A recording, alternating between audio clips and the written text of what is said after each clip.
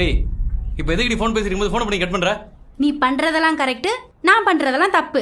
வீட்டுக்கு வந்த என் தம்பிய ஏன் வான்னு சொல்லல? எனக்கு இப்பவே தெரியணும். எதுக்கு அமைதியா இருக்க? இப்படியே அமைதியா இருந்த வச்சுக்கோ, நான் எங்க அம்மா வீட்டுக்கு போயிருவேன்.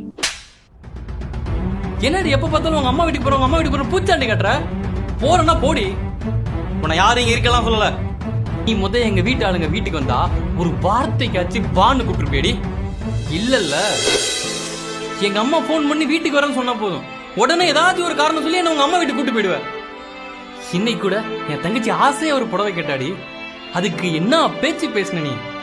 உன் தம்பிக்கு பைக் வாங்குறதுக்கு 50,000 ரூபாய் சும்மா தூக்கி கொடுத்த நீ. நானு அதெல்லாம் உன் கண்ணுக்கு தெரியவே தெரியாதுல்ல. இங்க பாரு, உனக்கு உன் குடும்பம் எந்த அளவுக்கு முக்கியமோ அதே அளவுக்கு என் குடும்பமும் எனக்கு முக்கியம்.